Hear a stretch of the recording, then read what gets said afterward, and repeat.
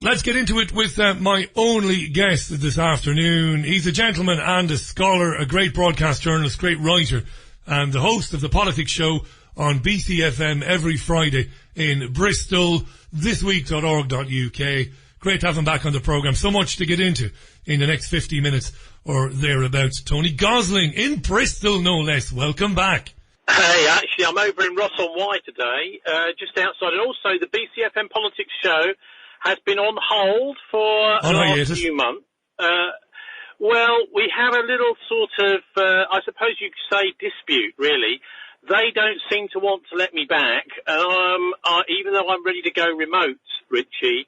So I'm just doing what I can to negotiate with Pat Hart, who's the managing editor, on that programme. I mean, he's trying to take on the politics stuff on the station. And, you know, I would very much like to be back on FM. But, I mean, I would suggest that this is, you know, it may be that you won't see me on FM anymore in Bristol. We don't know. We're just very much hoping that within the next couple of weeks we'll get the show back on FM again. Might that be down to some of the controversial subjects that you cover, even though you cover them objectively and you provide balance and it's always very interesting? But you've made a few waves down there. Might that be the reason, or am I overreaching? Well, I have to distance myself from the comment that I might be objective. Yeah. I try to be as objective as possible. I tend to get a bit subjective on certain issues, such as the September the 11th attacks, the Islamophobia and the 7/7 London bombings, for example. I don't really see myself as objective on those issues so much as absolutely appalled and disgusted by the official narrative that is being spoon-fed to the population as if we're in some sort of fascist regime and that there is an Orwellian truth that we have to believe, which makes no sense, you know. So in that way, I wouldn't say I am objective, but I do a very, I think, pretty good job in trying to get balance in covering political events in Bristol, you know, around the city, and getting all sides of the argument. And at the moment, we've got is a mayor who's supposedly a Labour mayor, but what you're getting is a kind of Blairite attitude. And in fact, many of the MPs in Bristol who are Labour MPs you would class as Blairites because they were very anti-Jeremy Corbyn, made statements against the leader when they should really have been criticising the Tories during the Corbyn regime. So, you know, it's a bit of a hot potato, Bristol, as a city. Lots of money going through the mayor's hands and the council's hands, and I'm rather disappointed to not be able to be doing my weekly slot where we're calling our elected representative, the mayor, to account for the nearly £400 million of our money that if we don't pay, we can go to jail. The money they spend every year. That's my job, is to call these people to account. And at the moment, I can do it online, and I am doing it online at thisweek.org.uk, but it's not the same as being on FM in the city, Richie. No, it's not. And I know you've got a very big audience there. I know this because I listen to the programme. And I often get contacted by people who listen to you there. You've got a big audience, and I hope that they're speaking up for you. Listen, your opinions of 7th of July or September the 11th, I know that you've endeavoured over the years to introduce people or to invite people on who disagree with you, and that's very sound journalism. You know, yeah. So I wouldn't even, if I was the station manager, I wouldn't worry about that.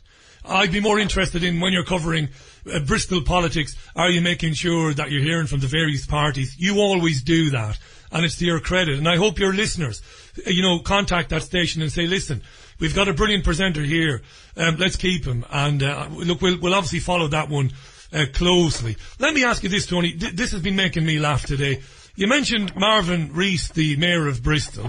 Marvin is a black gentleman. I've been listening today to Peaches Golding, who's a black lady from America who serves incredibly as the Lord Lieutenant of the county and city of Bristol. How could Bristol be institutionally racist if the mayor is black and the Lord Lieutenant is a black woman originally from the United States of America? Well, I mean, I guess they would say that that you don't get the proper sort of representation amongst, say, for example, council officers and council to reflect the ethnic diversity in the city, and they're absolutely right to point that out. I think, you know, what we're being led here by is not the councillors and the electors. There's a city establishment known as the Bristol Mafia, colloquially, which is the merchant venturers. They're a very secretive organisation that are very powerful in Bristol, and they like to think that they can pull the strings from, you know, from behind the scenes. These people are almost universally white. They're just the first black woman was made a merchant just a few weeks ago, who happens to be a friend of the mayor's. So, you know, that is one of the reasons they say it, and I think they're right. You know, we do need to have more, all sorts of different ethnic minorities in some of the leading positions in the city, not just, you know, the mayor himself, but let's see more councillors, more, and particularly more council officers. But why though? Why, T? I just want to point out the noise in the background is rain. I know the rain is beating down all over the country. It's starting to rain, yeah. It's starting to rain. We can hear the rain there, but don't worry about that. Why should we have more representation? You're talking about positive discrimination, Tony, which I can't bear. Yeah, let's have more black and ethnic minority people. Let them get there on merit like everybody else. Well, I just think that it's, you know, well, okay, so I did do some of this stuff, Richie, when I was working for the fire service. You did. What you do is you advertise more to ethnic minorities, because what's going on is a lot of ethnic minorities are basically self-censoring. They're thinking, well, this job, I don't stand a chance of getting it, so what's the point of me even applying for the job? So it's absolutely 100% fair to, if you want to call it positive discrimination, positively discriminate in your target audience for your job ads.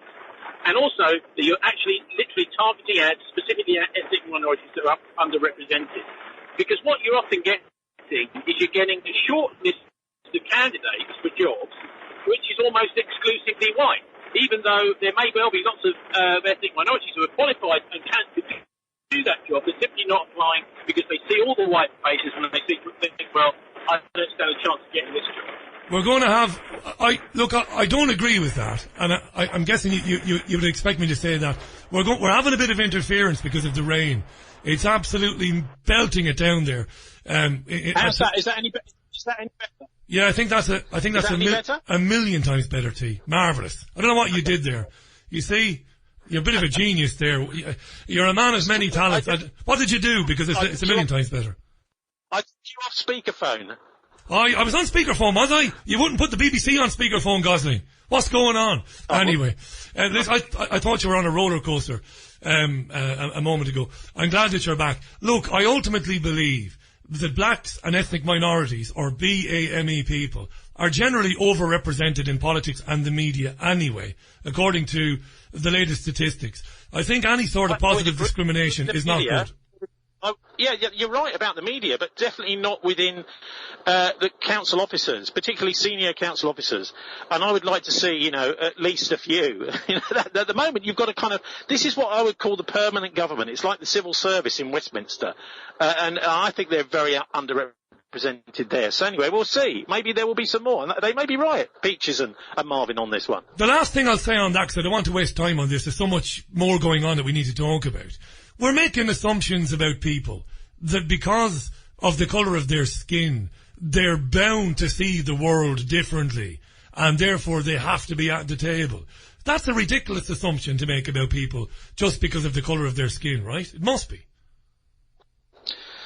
Well, I just think we need to see a proper spread of the people running things should represent roughly. I mean, that's democracy, isn't it? The broad spread of the sorts of people who are out there in the community, and if they don't, then there's a problem. Yeah, but you know what? Me and you will butt heads on this on another day. What have you made of the response to what happened to George Floyd from a UK point of view? You and I have known each other for years, both of us disgusted by that. We've seen some bad things over the years in our jobs, in our capacity as producers. It's a nasty thing to see. It's dreadful. You hope that justice will be served if it's possible, because of trial by media and everything else. But the reaction over here in the UK, a little bit disproportionate, Tony. I mean, this happened in the United States. Our police officers don't carry guns, What do you think? Okay, well, on your first point about police officers not carrying guns, I was very interested to see back in 2016, I think it was, we had another Black Lives Matter protest in Bristol. And the protests, I happened to bump into them as I was walking around in town. And the protesters were chanting, hands up, don't shoot, hands up, don't shoot. Now, to me, this is a US script they're reading from. It's not a British chant. I mean, you're not really in that sort of situation with the armed police in Bristol.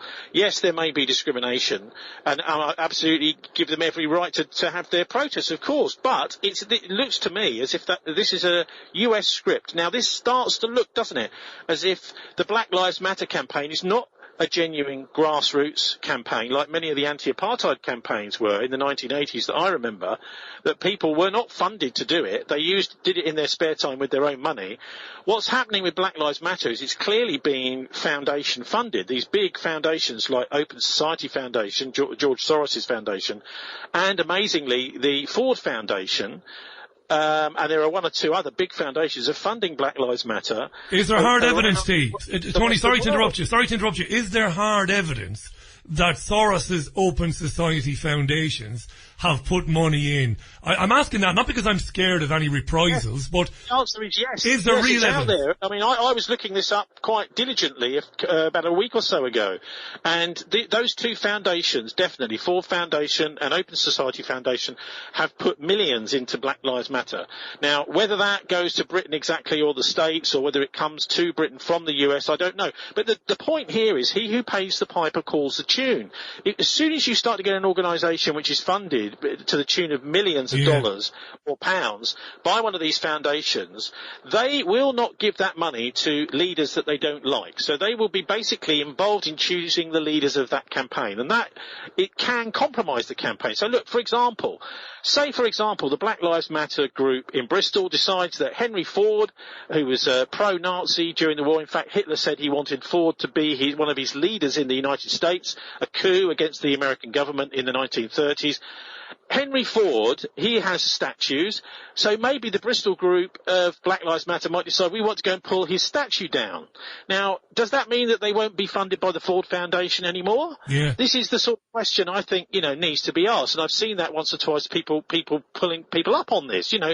When you start to get big organisations that are funded like that, they are potentially compromised. So the other thing is this a real, totally legitimate and balanced anti-racist group? So, is it going to go for Israel and Palestine? And that's the main open wound of racism, as far as I can see, in the world today, is the appalling treatment and, in fact, the racist laws that have been brought in 2 years ago in Israel against the Palestinians. So is it going to become an anti-apartheid campaign as well, and an anti-Israel campaign? Is it going to become a boycott, divestment, sanctions campaign? It won't be. Loads of comments on this. Tony Gosling is our guest. We've got Tony till around about 6:30, I reckon, today. Thisweek.org.uk. That's where you can hear him for the time being. Please God, the sane heads will prevail. And we'll get him back on BCfm for his brilliant programme on Fridays. Tony, a couple of interesting comments about this. While I'm getting these comments up, and I do want to read them out, Tucker Carlson has said, I know that he winds a lot of people up, and he winds me up as well, but he's better than Bill O'Reilly, God love him.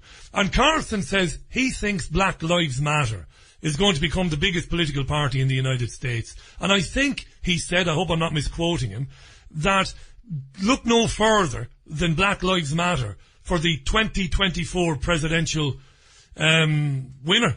What do you think? Well, I mean, I am surprised that they aren't putting forward a candidate for this presidential election, because Joe Biden is so hopeless. It almost looks as if Trump is going to get in again on another bye, because we had Hillary Clinton against him last time. He was also appalling. Yeah. So it looks like the Democratic Party is in its little suicide plane, heading to hit the ground anytime soon. So they seem to be committing suicide, but by the appalling leaders that they're choosing. Biden, by the way, if he does get in, it would be an absolute miracle, and Trump will really have to fall flat on his face. I think, for example, Trump is someone who can think on his feet. I think he'll do quite well in the presidential debates. I think Biden will be hopeless. So I don't understand why Black Lives Matter wouldn't, in the next couple of months, literally, put forward their own candidate, they would almost certainly be a shoo-in, because there's such disillusion in the left and the Democratic Party with Biden. I mean, he's obviously corrupt. I mean, you look at what's happened with Hunter Biden and this whole business in Ukraine, where, I mean, I don't know how much people know about that, but Hunter Biden basically got the national prosecutor in Ukraine sacked. He did indeed. Because of basically for the oil company, the Ukrainian oil company he was working for, and Joe Biden was involved in all of that. So the idea that you are going around the world sending your son into a country in order to basically make loads of money, extract the oil, loads of profits, and if anyone in that country tries to do anything about it, in other words, to bring you before a judge and say what you're doing is illegal, that you get the chief prosecutor of the country out of his job and pushed out. I mean, I think this happens actually quite a lot, Richie. It does, across the world. It's just there. It's been absolutely thrown into a very, very, very clear relief for everyone to see if they can be bothered. Loads of comments. Let me read a couple of comments. I mean, when I look at the US presidency, just very briefly, you look at Hillary, the devil incarnate. You look at Clinton, you know, Satan's third cousin, twice removed. You look at Baby Bush, basically Forrest Gump. His daddy was the guy who carried out the Kennedy assassination. It's just a joke. Let me read, in my opinion, a couple of comments. John says, Tony is miles off on positive discrimination. Get into him, Richie. I don't get into Tony. Tony's too clever. We've known each other years. Kelly says, there's no room, this is Kelly in Cork, the rebel county. There is no room for working class people in politics, regardless of colour. I agree with Kelly. And Faisal says, the measures suggested by Tony aren't bad at all, but we've seen that ethnic minorities are no more immune to corruption than anybody else and will make little to no difference, says Faisal. Just a few comments on what we were discussing earlier on, which triggered a few. Hey, Tony, what do you reckon to this? It was in the Telegraph this morning. I nearly choked on me cornflakes when I read that Oxford University will allow young black men and women, well, they will give them a pass in the exams if they say that they were triggered by the murder of George Floyd. What's going on, Tony? This is mad. Oh, that is totally and utterly ridiculous. Isn't it? I mean, this is okay. So just imagine, right? If we had a genuine, I mentioned earlier on the anti-apartheid, a genuine anti-racism, anti-apartheid campaign. What about a genuine anti-poverty campaign that could unite black and white together? I mean, I just think that this almost seems designed to bring the far right out onto the streets and the idea, of course, Black Lives Matter. Yes, of course. But I think, there's certainly lots of people in the black community who have said, actually, what we want is an anti-poverty campaign, but that's not what there is. So, it seems to me that it's very difficult for more grassroots campaigns to spring up when you've got such a strong Black Lives Matter campaign. The other thing, by the way, is when they had the big demonstration in Bristol where they tore the statue down, Edward Colston, which I've been campaigning on for the last 10 years to get rid of that. Where are you, T? Get in there. I can't believe it. This is brilliant. Why didn't you campaign to change the plaque to tell us who the bastard really was? I cannot believe that my best mate, one of my best mates in the media, Gosling, was campaigning to have the statue taken down. Come on, T. We could have just changed the plaque. Yes, I was. Look, the guy, mainly because he symbolises everything that is wicked and pernicious about the past establishment and the present establishment in the city. This guy is being held up. In fact, what's happening now is you've got the Colston school, Colston Girls' School. You've got, the idea that this bloke who was a slave trader should be, in charge of Colston Hall, which is a big music venue, that he should be the guy who oversees our culture, when actually he was an absolutely horrific slave trader. Yeah. He gave money to great Christian causes apparently, but he wouldn't give any money to the Baptists or the Quakers or the Nonconformists. This was all the Masonic Church of England he was donating to. I mean, this is the sort of guy he was, and it's absolutely right, I think, that they did what they did to the statue. Yes, you can change the plaque, and we were campaigning for that. One of the things I did, Richie, in 2014, was I sneaked into the cathedral because the Merchant Venturers, which is this it's basically a company which is formed under a royal charter. So we've no idea, although we've been doing a bit of research into where its massive amounts of money, which was made in the slave trade, is invested today. It's mostly invested in private utilities, actually, which of course, is part of the whole privatisation, gas, electricity, water, these sorts of things.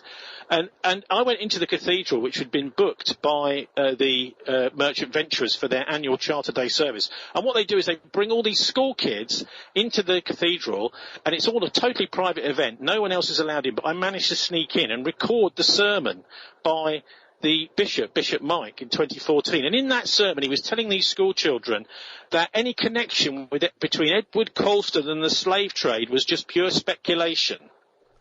Right? That's the sort of thing we're dealing with. Yeah. This is a massive organisation, a very powerful organisation that has private control of our kids' minds now. And that's why I make such a big deal about Colston and we need to do something about this statue. It shouldn't be there. Actually, I think what they're going to do now, I think, is brilliant. It's going to go into a museum, a statue, and it's going to be surrounded by a load of the placards that the local people did on that demo where he was pulled down. So he's been fished out of the drink now, and he's going to go on to permanent display in a museum in context. Brilliant. Let's stay with the culture war, as they call it in the US. And look, I've got to say this again, because there are listeners tweeting me, and some of them are listening for the first time, bizarrely. Of course I accept that black people encounter genuine racism. Of course I accept that. I've never denied that. But I don't believe personally that the country is institutionally racist. I don't believe that. That's my personal opinion. Before Tony comes back in on that, and he'll have plenty to say if he disagrees with that. He'll get plenty of time. I want to stay with it for a moment, and I want to talk about things like extraordinary things that are happening, Tony. Self-censorship is being imposed. And I'm stunned that comedians like Lee Francis, who is, of course, Keith Lemon, is apologising for some very funny comedy that he did back in the 2000s, Bo Selecta. I'm aghast that David Walliams and Matt Lucas are apologising. Some of these people are crying. I'm aghast that the Major is being consigned to the dustbin of history, although he's not. From 40 Towers, they've said they won't delete it. These are dangerous times, Tony. And you'll meet black people, and I meet them on social media, and I've interviewed so many black people recently. I'm not looking for a feather in my cap for that, but obviously I reached out to more black people than normal, and they're like, Richie, what the hell is this all about? We don't agree with this. This is dangerous stuff, Tony. It is, and I think what's happened is the people who were running the fake anti-Semitism campaign against Jeremy Corbyn have now found themselves with nothing to do, so they've turned themselves to this. The 40 Towers stuff, it was 2 episodes which was supposedly incredibly racist. One of them was the one you mentioned, Don't Mention the Germans one, which is a terrific episode. The other one was about the Jamaican cricket team. Now, look, the idea is, if you cannot satirise racists, then what is the point of picking up your pen to write anything? Yeah. If you can't satirise politicians, if you can't satirise people who really desperately need to be poked in the eye by writers and by our culture, and actually satire is a fantastic release. We see far, far, far less of it, don't we, nowadays? I mean, whatever happened to things like Not the 9 o'clock news? I know that was a long time ago, but yeah. every week, they used to lay into all of the pompous idiots that we would see pontificating about face masks or whatever it was they're doing nowadays. Every week we'd see that, whether it's Rory Bremner, Mark Thomas, all these fantastic figures through the years always used to do that. Now we're getting absolutely zero, and my God, we need it more than ever, because the people who are actually in charge, supposedly, whether they're religious figures or political figures or whatever they are a bunch of absolute idiots that need they really need this little satirical finger poking in their eye to give us a break, because it's a fantastic release. As soon as you can laugh at these idiots, then suddenly their power disappears, Richie. Yeah. I don't know how it does it, but they managed to get rid of that power completely. Things like spitting images, another one. Where the hell are they now when we desperately need them? And what do you think young comedians and comedians, what do you think they're thinking when they see what's been happening? They're not going to be poking fun at people. I mean, the notion that Lee Francis couldn't take the piss out of Trisha Goddard or Michael Jackson, And he wasn't sending up the colour of their skin. He was sending up the fact that they were ridiculous. I mean, Tricia was ridiculous when she was on daytime television in terms of the virtue signalling and all of that. And of course, Michael Jackson is Michael Jackson. The notion that you shouldn't take the piss out of black, celebrities. But the thing about it is, you do get a lot of opposition from black people to this, but they're basically not heard or seen from very often. Okay. Do you remember Till Death Us Do Part? I do indeed. It's been in the news lately, of course, yeah. Okay, well, I mean, that was a genius program, because what they were doing with that was they had a figure who was a racist in there, right? Alf Garnett played him, and he kept falling on his feet the whole time, falling on his face the whole time. You know, so what you've got there is the racist would love to watch it. Oh yeah, I'm going to see him, use the N-word and all this sort of thing. I want to watch it. But actually, what they were watching was a guy basically who had it. So look, you see what this tells us, this attempt to get rid of Fawlty Towers and all that sort of thing, tells us is that you've got a bunch of people in charge of our comedy culture who can't write themselves, and this is what they're doing, is they're seeing, well, actually all this old stuff, this is the stuff that we would not allow to be made today. We wouldn't allow it to be produced today. And we're annoyed because people love it, and it was really good, and it wasn't, and it was in the past. So we're going to try and get rid of that too, to basically show just how awful we are at our jobs, because every time someone watches that, they think, well, why can't we have some of this decent comedy today? Yeah. So really, it's just totally self-indulgent rubbish from the morons commissioning editors in BBC comedy, ITV comedy, and in fact, much of the comedy we see right across our country. But I'm sure there's lots and lots of comedians. And in fact, of course, there are loads of comedians who could do this really well. They're just never given a break. Tony, do you think if in the 1980s or 1990s, if they tried to impose this tyrannical, disgusting lockdown on us back then, do you think that the great comics of the day would have annihilated it? And it wouldn't have happened. And it would have ended very quickly. I think the thing is, yes, of course they would. There would be, and there's an enormous amount of comedy to be had from the way things are going on. You know, you've got a mask saying, I'm a moron wearing a mask, and you can wear your mask everywhere. This is literally the whole mask thing seems to me to be about the most incredibly ridiculous thing I've ever seen. I mean, what you do is you see people on the TV wearing these masks, the TV reporters, because they've been told, you've got to wear a mask on television. And then if people see you wearing a mask, they'll think it's normal. Yeah. But they're out in the middle of nowhere doing a report about something where there's nobody around them. They're not going to contaminate themselves or anybody else. They're just wearing a mask because they want you to copy them. And they want you to think it's normal and sensible to do it. Well, I got news for them. It's the end of the pandemic. Have you had a look at the figures? The pandemic's finished. If you're going to use a mask to protect people, then you should be doing it at the beginning of the pandemic or the middle of the pandemic, not when it's all finished. This is just bizarre and it's ridiculous, and it definitely deserves to be sent up as much as possible. It only killed very, very senior people, and most of the deaths occurred in care homes. Vernon Coleman said to me last week, you know who he is, of course, doctor who wrote for the tabloids for years. He said they basically exterminated old people. Richie, I had a book of his called How to Stop Your Doctor Killing You. Do you remember that? And he got into a lot of trouble for that over the title. I remember it well. So Coleman basically said they've exterminated people in care homes. This whole thing has been one massive farce, hasn't it? Well, I mean, I think there is, some of it has been sensible, right? So look at what the Swedes have done. What they've done is they've sat down, rather than just black and white thinking like Bill Gates and Johns Hopkins University and Imperial College want us to do. They've said, well, okay, so we've seen the first few cases of this. We've obviously had the experience of Wuhan. Let's look at who is the most vulnerable to this. No, it's not little kids. It's the elderly and specific people like, for example, people with diabetes, people who have got underlying conditions. Yeah. Isolate them, and then let's let everybody else who's not vulnerable to this catch it and circulate around. They can get immunity.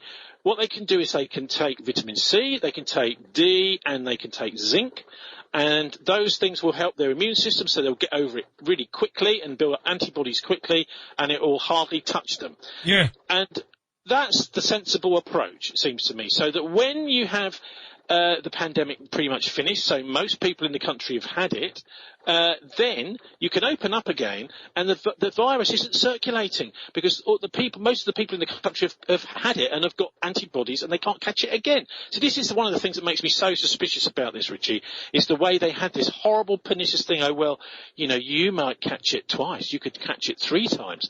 This is a lie. This is just a lie. Why are they lying like that? Why are they telling these lies? Well, to increase the fear factor. This whole thing has been about fear. The actual number of people who've died of COVID-19 only, I was looking at the figures the other day, supplied to me from, it was NHS figures, which hadn't been put into an NHS graph, so somebody sat down who's good at graphs and put them into a graph, because no one had actually bothered to do it. John Hopkins University certainly hadn't, Bill Gates certainly hadn't, was that the actual number of people who in the UK who died of COVID-19 only, right? Have you seen these figures? I have. About 300 a month. Now, this is not a pandemic. In fact, if you remember right at the very beginning of the pandemic, the NHS reduced the threat level of this. They did back in March. That's right. Virus. They downgraded it. Yeah. They downgraded. It's Project Fear. And in fact, there are a lot of people out there who really are scared crazy by this. And this is one of the things I think, the mental health situation of a lot of people has been they've been tipped over. Let me ask you a question, T. Let me ask you the $64 million question. Tony Gosling is our guest, by the way. Go to thisweek.org.uk. Great broadcaster, great friend of mine going back many years. To my days in Spain when he was very generous with his time and still is. Thanks for staying with me, Tony. $64 million question then. Has the virus, because I believe the virus is genuine, this respiratory infection, I think Vernon Coleman has nailed it. Has the virus become... I had it. I think I can tell you it is genuine. Nasty, and I think I had it myself very early in the year. Do you think the virus is the excuse then for these draconian, basically measures that have been introduced, this whole new normal idea? Is that the excuse? Because I think that might be what's going on, and that's just tyranny. That's terrifying. Okay. What do you think? That is one $64,000 question. But my own $64,000 question is it man-made or not? But anyway, look, I'll answer yours. Yes, of course. I think it's quite obvious to me that there's an international program here to make sure that no one is allowed to go back to normal until they've had a vaccine. The whole vaccine thing, suddenly everything has become clear. Why was Andrew Wakefield targeted? I was looking at the science. I was looking at what he was saying. The papers were not reporting what he was saying. They were lying about what he was saying. And it seemed quite obvious to me that the regulation of vaccines had been taken over by Big Pharma, by the companies that are making vaccines. So how on earth can you trust the government to regulate these vaccines when these regulatory bodies are taken over, what they call regulatory capture, by the industry itself? Now, this is an incredibly powerful industry. Anyway, so the whole vaccine agenda, whether they actually come up with something for this, hang on a minute, is that ever going to really happen? But they're basically saying you will have to have this ID 2020, some sort of vaccination passport. Then once you've had the vaccination, then you don't have to wear a face mask on the bus. Then you don't have to wear a face mask in the pub. Then you don't have to wear a face mask if you're sitting in a hospital waiting room. And you know what? This dawned on me when I was over in New Zealand, actually, because I was chatting to some people over there who said, people in hospitals in New Zealand a couple of years ago, they said, if you don't have the flu jab, you've got to wear a mask.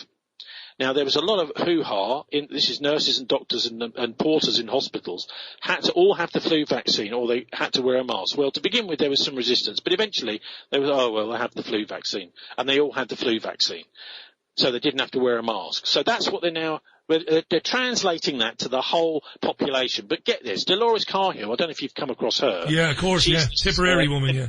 Brilliant. Absolutely amazing woman. Anyway, she was talking about the entire situation she's a real expert in all of this. And one of the things she said was she pointed out this thing called vaccine interference, or is it virus interference? I forget. But I can send you a link afterwards to the report. It's a US Army report which says that these fit 20-year-old soldiers suddenly got hit with the common cold, went around their unit, and there were something like half of them got really sick for a week, and they could hardly move. They were in bed with the cold, and they were thinking, what the hell's this? And this unit realised that these were all soldiers who'd been immunised with the flu vaccine previously. Right, not the cold. So this is a coronavirus. The common cold is a coronavirus. So this is one of the things that she's pointed out, is that, hang on a minute, if you have the flu vaccine, it might mean that you are more likely to die of the coronavirus. So this is an official US Army medical report that she's quoting. It's not some tin pot load of rubbish, and there are other reports of this too. So my question then, from the obvious question that comes from that is, we know many people in British hospitals have to get the flu virus, or they're told have a flu virus every year. So could it be that the reason that we've seen so many cases of really, people dying who are medical workers in Britain is simply because they had a flu vaccine, and they've had this thing, whatever it's called, which is called vaccine or virus interference, which means basically they have this cytokine storm, right, which means your body is fighting this virus inside. It's nothing to do with pneumonia in your lungs. You're just not getting enough oxygen into your body. And the cytokine storm is what was caused in these soldiers, and that could be what's been killing so many hospital workers, because they've all had the flu vaccine. Now, I'm not saying that. I'm not a doctor. I don't know that's a fact. But why the hell is that not being looked at as a particular, specific, medical, proven reason why it may be that so many people in hospital who've been working in our hospitals have died of coronavirus or got seriously ill because of it, because they've had the flu vaccine? Tony, it's worse. It's worse than that. This is from the Irish Times from 4 days ago. A University College Dublin professor who chairs the Eurosceptic Irish Freedom Party has been asked to resign from a leading European Union scientific committee over online claims she made about the COVID pandemic. In an hour-long interview with a popular alt-right activist, which has received hundreds of thousands of views, Professor Dolores Cahill promised to debunk the narrative of the pandemic. So what the Irish Times, which is the Irish newspaper of record, has done, it has reported on the fact that she's in deep water now because she's questioned the pandemic, but it has neglected to inform its readership just what the qualifications of Dolores Cahill are, in fact. And, of course, she's qualified up to the gills to talk about pandemics as a full professor at the UCD School of Medicine, clinical biomarkers, science and medicine. She's a virologist. Knows it inside out, Tony. People in her field. Knows it inside out, and she's suffering for it now, and the Irish media won't inform its readers and its listeners that in fact her opinion, whether you like it or not, is an informed one, and she's entitled to. She reminds me of William Rodriguez on 9/11, the last man of the 12 someone who was there, someone who's right in the middle of the events, but nobody in officialdom wants to hear a word they've got to say, because what they're doing is they're punching a great big hole through the lies, Richie. What do you do about, look, we've been talking about these things now, you and me, since 2009, 2010. What can you do about it? There's Dolores Cahill. After she did that interview in Ireland, I reached out to her and I said, come on with me. And I got nothing back. And I know she was aware of the request, and I don't blame her, because they went in on her straight away. And obviously this program has a reputation. This program has been in the national media, and she's going to be punished for it. And maybe the university, maybe UCD in Dublin, maybe UCD might divest itself of Professor Dolores Cahill. Maybe they'll ease her out the bloody door. What do we do, Tony? I mean, this is shocking stuff, you know? Well, okay, so first of all, we're doing it now, which is to publicise what's happening. The way that people who tell the truth are smashed to pieces with sledgehammers. Well, she's not been yet. She's obviously fighting back. You know, but this is one of the reasons they do this, Richie, is to send a very clear message out to other epidemiologists. If you speak out, this is what happens to you. It's a bit like the sort of punishment killings the Nazis used to do in occupied Europe, where if say, for example, some partisans blow up a jeep, then the whole village is executed, or people are executed as an example. This is if you want, a punishment character assassination. So the idea is somebody is taken as an example and scapegoated, and so everybody else in the profession looks at that and they think, oh God, if I speak out. And that's maybe what be why she hasn't been on back to you, Richie, because she's nervous. No doubt, yeah. She's been basically targeted and bullied. Even though she's the person we need to hear the most, she apparently is the one person we're not going to hear from, and she's being stripped of her credentials in a similar way to the wonderful Andrew Wakefield was. Yeah. I mean, you and I know it's never about your programme, it's never about my programme, and I never talk about my programme when I'm speaking with a guest. But we've got a very, very large listenership. And these anti-racism groups came out earlier in the year and said, oh, the Richie Allen show has got 6% recognition in the overall community. I think that's bullshit anyway. But, you know, people shouldn't be talking to the Richie Allen show. And I've actually had emails from people, nice people, academics in the UK, and I know this has happened to you as well. And they've come back to me and said, Richie, if you don't mind, I'll decline coming on your programme because, you know, I've been advised by, you know, the Jewish Chronicle, or I've been advised by such and such a person that it could be very harmful for me, with you being, you know, kind of right of centre. And I've gotten back to them and said, do you even know who I effing am? Right of centre. Hugo Chavez is my hero. Salvador Allende. I couldn't be any more left of centre if I wanted to be. And it's a tragedy, and I don't take it personally, of course. I totally understand these people. They've got mouths to feed. They've got husbands and wives to look after. It's disgusting that they would say... Yes, but you know what? We're getting into the situation now where wherever you see an article or anything really, you know, post on social media saying, oh, this person's really terrible. For example, one of these little screens appears on your Facebook page saying this is fake information. Imagine, you know what? I take a much closer look at that because I think it's likely to be being censored. We're looking at massive censorship, really. I mean, the BBC is beyond a joke, really. I mean, you know, they've got this series on at the moment, this drama series, which is like watching paint dry. About the Skripals. I watched about 10 seconds of it last night, and I was literally nearly falling asleep as I switched the TV off. You know, it was appalling. I thought, no, I've got things to do. I don't want to fall asleep. You know, this program is just, look, what they've done is they've created this fiction of what happened, and you know, this whole thing of these guys coming over and these people being poisoned by this terribly deadly nerve agent. Yeah, Novichok. And, you know, and it's all been masterminded by Putin himself and all this sort of thing. Anyway, they've created this narrative, and now they've dramatized their lies into some sort of drama, very much like the Flight 93 thing that happened on the 9/11, where, you know, the idea is you make up the lies and people aren't really believing them, so you have to do a film all about, you know, what really happened. Well, look, I mean, this is absolutely ridiculous that these two guys came over on their own to do this job. First of all, if it's a nerve agent, those two, Julia and Sergei, would be dead, and possibly anyone within about 100 yards range of them would be dead. Secondly, it's right next to Porton Down, which is the British Biological Chemical Weapons Research Centre, which, by the way, murdered soldiers who thought they were going to be tested for the common cold and then were gassed to death with sarin nerve gas by Porton Down. So you've got them literally 10 minutes drive from the middle of Salisbury. There's just so much to do with that which doesn't make sense. If you're going to have an assassination, a hit like that by a professional country like Russia, you have whole squads of people. You'd have safe houses. The people who actually did the nerve gas attack, they would not be travelling on the train. They'd be in hired cars. They'd been staying in safe houses. They personally wouldn't be hiring the cars. There'd be a whole nother squad who would hire the cars for them.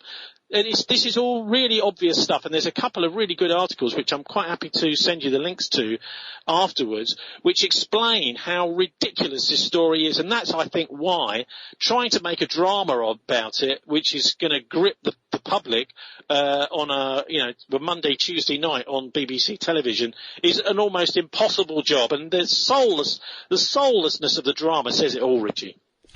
I look back to that incident in Salisbury, and you know all about the area, and your coverage of it was brilliant. I mean, your coverage of it was almost comical in terms of, I was laughing out loud listening to you talk about it, because it's so farcical, it's so easy to pull apart. And I was very sad at the same time, because I thought, well, whatever is going on, whether it's an agenda or an elite, you know, whether it's secret societies, you know, and you know all about the secret societies. No, it's not. It's something called Operation Beluga, which is an official CIA MI6 operation to smear and discredit Russia and Putin. Yeah. And this is what it's called. It's the intelligence services doing everything they can to create this hatred of Russia. In fact, you know, when you sit and watch ordinary news bulletins, every now and again it's another Russia hate bulletin. And my wife and I laugh at the television, you know, another Russian hate story. Oh God, not another one. What are they doing this time? And it's some sort of puny, silly issue. They've got to get one in at least once a week, another Russian story. Yeah. Well, the Russians are really nasty and dangerous. And the idea is to just build up this kind of wall of hatred between the British and the Russians. And actually, I think most of the watching, viewing public see straight through this stuff. They think, well, hang on, is Russia really that bad? But I suppose the other thing is that the propaganda works by repetition. They keep repeating the same lies about Russia is evil, Russia is evil. Yeah. Listen, Vladimir Putin has got about something like 20-30% more than half the people in Russia think he's great. Now, if we had one politician, Richie, who, you know, 2/3 of the population thought they were great, I think it would be a miracle in Britain and Ireland. Absolutely right. And what I was going to say to you was, in terms of me being sad about it, I was sad because I couldn't believe that people swallowed it. And they did, and you just said there about the repetition. They did, Tony, and they're the same people who've swallowed the social distancing. We see them in supermarkets fighting. This is no joke. I've seen it myself. I saw it today in a big supermarket in Salford. I saw people getting angry at one another and muttering at one another because they want to get to a certain shelf and somebody's in their way, and I despair of people. I really do, you know. Well, don't despair, right? Hang on, I'm here to cheer you up. Go on, T. Because quite a lot of the, I mean, I've been into some of the shops the last couple of days just to see what it's like, not necessarily to buy anything, but just to wander into a shop for the first time. And a lot of the staff are sort of, they've got this actually lovely British attitude, which is a little bit resentful of all of this, right? And I had a little joke with one of the ladies, and I said, well, it's this, everyone's wearing these face masks, a bit like China, isn't it? And she tittered, you know. And so I said, well, isn't that a totalitarian country? I think it is, isn't it? So we had a little laugh together, you know. And this sort of thing, I think, is the way we do things. We put up with it, but actually in the back of our minds, particularly older people, I think, are having none of it, Richie. They're going along with it, but they're not necessarily believers in it. If you want, the faith of Bill Gates has got a lot of running to do if it wants to push the rest of us out of the way. Brilliant. We're going to finish on this. We've got about we'll do 4 more minutes. I'm going to give you the final word. I'm so delighted. I want to say hi to Craig Moffat. How you doing, Craig?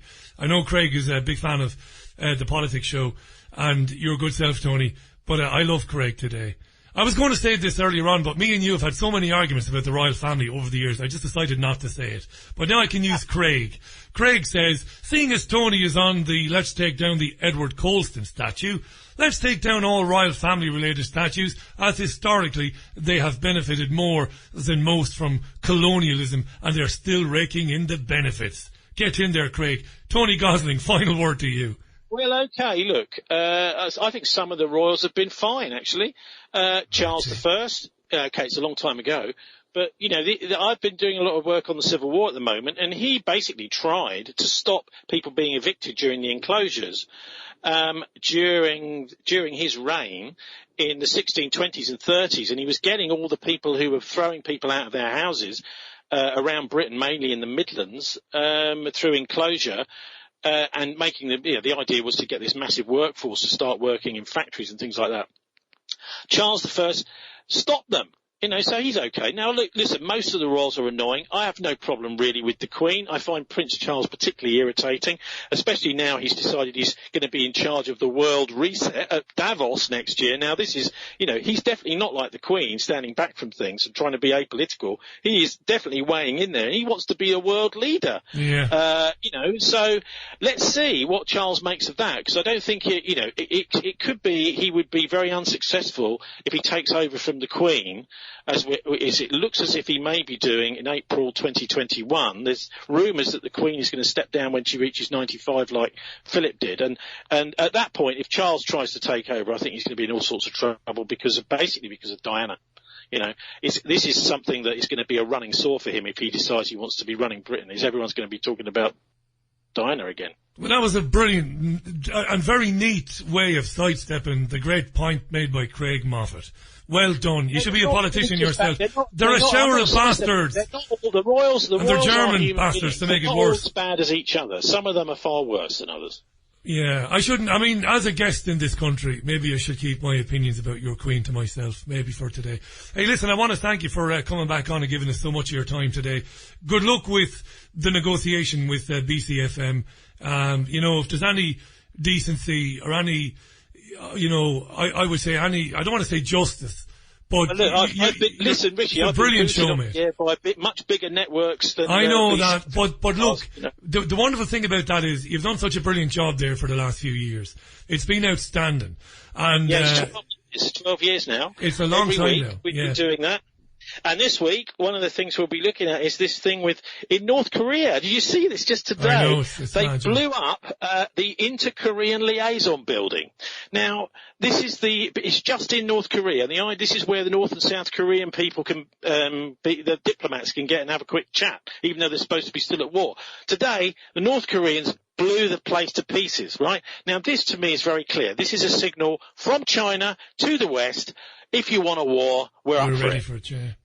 Look, we'll leave that for another day, right? Thanks for coming back on today. You can still hear Tony. Go to thisweek.org.uk for all the details. And where you can, please support guys like him. There aren't many guys like Tony Gosling in the UK or anywhere else.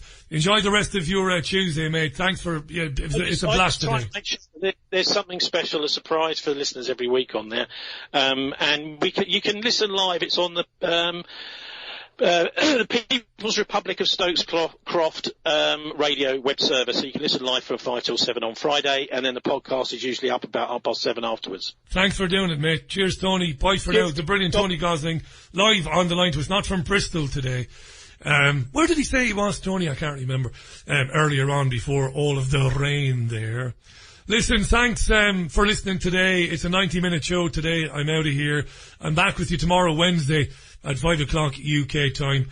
And I will have 2 guests for you, I'm sure, and more hopefully interesting conversation. This program archives in the usual places I mentioned earlier on, iTunes, Spotify, Podomatic, and it probably will be on YouTube later on. I'm going out with Barry White. Bye. I've heard